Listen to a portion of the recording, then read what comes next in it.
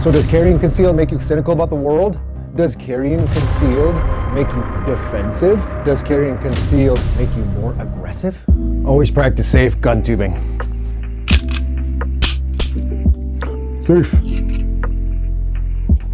Carrying concealed is a major life decision. Besides all the technical questions you might have, a lot of what we have to consider is a matter of mindset. One such question you might be asking yourself is, what does carrying say about me? Over the last 15 years, after living in a more restrictive place like Los Angeles, then moving to and living in Florida for the last 8, and then carrying for the last year and a half, I've really had to consider what carrying concealed says about me. If you've never shot a firearm before or have never been around guns, it can be even more daunting of a question. That's all right. We'll discuss some of these concerns in this video. Now, before we get started, I do make all these videos on my own dime and time, so I could use your help. If you like this video and the content I put out, hit that like button and subscribe and share this video. You'll actually help this channel to grow and get this message out to more people like yourself. Also, if you want to leave a tip and feel extra generous, I've left a CashApp link below so you can help me out more directly. Either way, I appreciate you taking the time out of your very valuable day to hang out with me. Let's get back to the video. So what does carrying concealed say about you? I want to look at this question from the perspective of driving a car, which you and most of us are very familiar with. Every day and each time we get into our cars, we often buckle our seatbelts. While this seems like something seemingly unimportant because we've probably done it billions of times, it addresses a very important matter. The odds of you getting into a car accident are 1 in 366. Of the 6 million police reported car accidents in 2024, about 40,000 of those were fatal. On average, you and I will probably file an insurance claim for a car crash every 18 years or so. All that to say that besides doing our best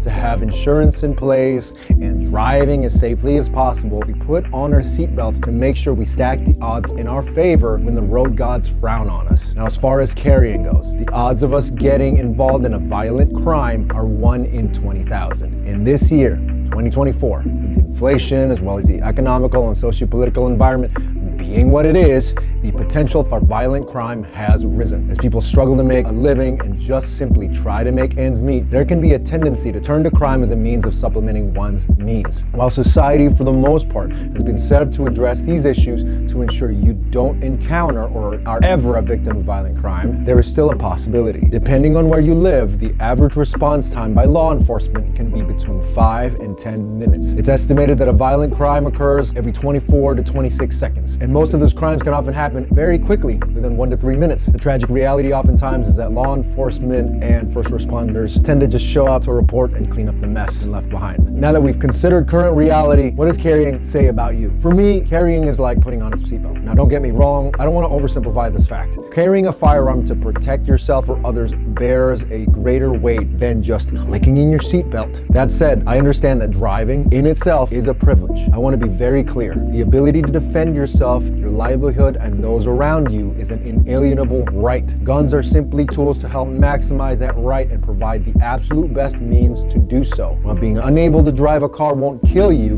not having the best tool at your disposal to protect yourself can actually lead to you either being injured, maimed, or worse. Self-defense and self-preservation are not privileges. Guns help to level the playing field for you and I, as well as the 67-year-old grandma who is taking care of her 3 grandkids. Carrying is an easily accessible means of self-defense. While there is a great amount of repetition, skill, and time needed to get as proficient at it as possible, it requires less commitment and deep technical proficiency and comprehension as learning a martial art like Muay Thai or Jiu-Jitsu. So does carrying concealed make you cynical about the world?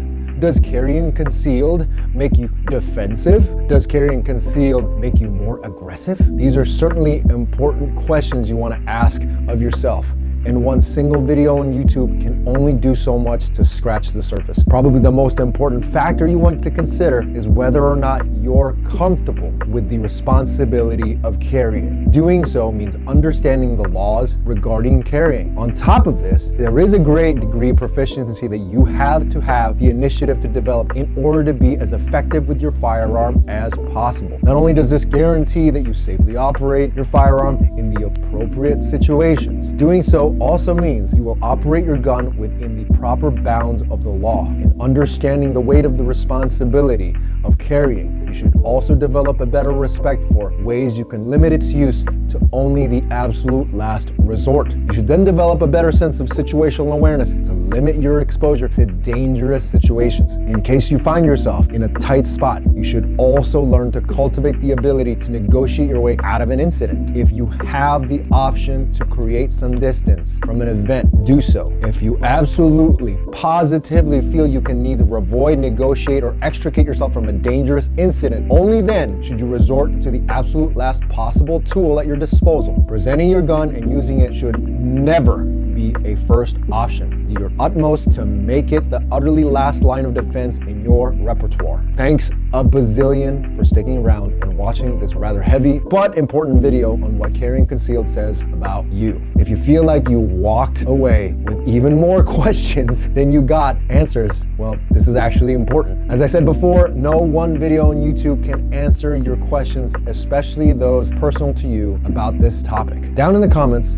write down a new question that popped in your mind about carrying. Again, I make these videos on my own dime and my own time, so any help would be amazing. Like the video if you liked it, leave a thought or a question down in the comments below, and if you want to stay on top of when I'll be dropping the next video, go ahead and subscribe, making sure to hit the little notifications bell. I do have a Cash App link down below as well if you feel like leaving me a tip. You could have spent your time doing anything else or being anywhere else but here, and I thank you for sharing this moment with me. This has been your homie, Mark. See you soon.